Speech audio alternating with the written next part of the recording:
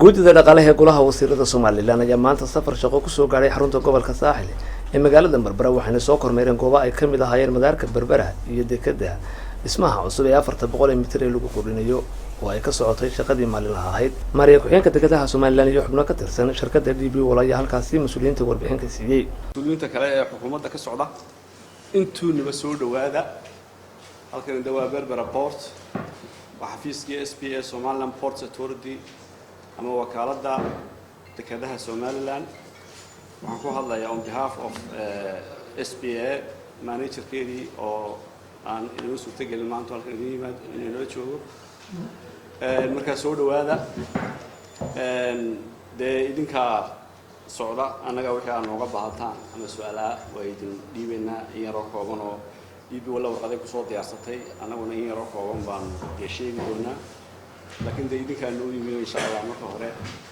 aanu ku soo wareejinaynaa sidoo kale wasiirka wasaaradda maaliyadda Saacad Cali Shiro oo isagu warbaahinta u sheegay ujeedada socdaalka uu salka ku hayo ayaa yiri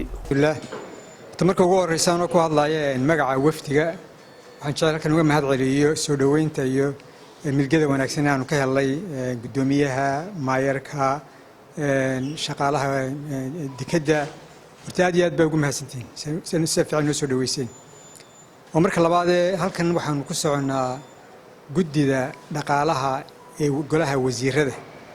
oo ka kooban 9 xubnood xubin baa naga maqan 8 baan ku soconaa qof walba wuu introduce garan doonaa insha Allah laakiin 8 wasiir baan ku soconaa iyo gudoomiyaha bangiga waxaan nahay 9 kaas baan nahay 8 daasaan hadda nahay 9 gudoomiyaha ugu 9 ujeedada socdaalkaygu waxa weeye waa kormeer inaanu soo kormeero mashaariicda khaasan kuwa waaweyn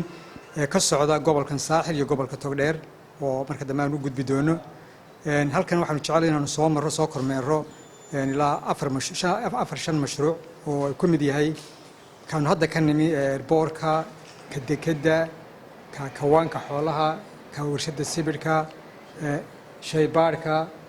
marka dambe waxaan jecelahay inaan ku dambeeyno warshada daqiiqda ee hadda gacanta lagu hayo cusub geesta kale waxay soo kormeereen kawaanka casriga ah ee dawladda Imaaraadku ay ka hirgelisay magaalada waxaana ka warbixiyay isuduwaha wasaaradda xanaanada xoolaha Axmed Xaaji Cabdilaahi sidoo kale waxa isagu halkaasi hadal ka soo jeediyay wasiirka wasaaradda xanaanada xoolaha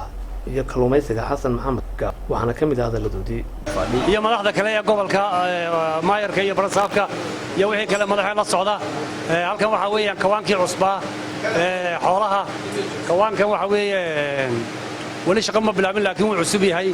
kawaankan capacity-giisu waxa weeye 250 ari ilaa 300 ari ayaa lagu qari karaa maalintii talaagadan aynu ku jirnaa waxay qaadi kartaa 50 ilaa 70 ari looda iyo geelna waxay qaadi kartaa 15 ilaa 20 marka insha Allah waxaan rajaynaynaa safarkan wasiirada faraha badan marayaan inay furiinkii kawaanka ee xoolaha qaliinkeedu ka dambeyn doono imika waxaan ku soo dhaweynayaa wasiirka xanaanada xoolaha iyo ama tanay gali ama kalluunkay gali labada midoon ayay noqon hadba tii soo horeysa ayay noqon doonaan waxaan ku tala jirnaa anaga laftayadu inaanu ka qayb qaadanno sidii qaboojiyaasha ama kalluun ha ama hilib ha ahaatee miisaaniyadda dawladda mar walba sanad walba wax loogu dari lahaa waxaan jecelahay meeyarkana waanu iswaraysanay haddii la yidhaahdo hawl baa ina ka saaran inuu bahalkani shaqeeyo waxaanu jecelahay inuu sida ugu dhaqsaha badan leh iyo ciddii ka shaqaysiin karayso aynu helo inaynu labadaa isku darno dabadeedna uu noqdo meel maxaan ku raahdaayey ka qayb gala howlaheennu sida ay u dhoofi lahaayeen gabagabadii waxay xubnahan 8 wasiir ee ku sugan magaalada Berbera ay soo kormeereen warshadii hore ee sibirka iyo warshada cusub ee haatan lagu soo saari doono daqiiqda waa Cabdirashiid Mubarak Cabdi Cabdirashiid Sool Dalsan TV Berbera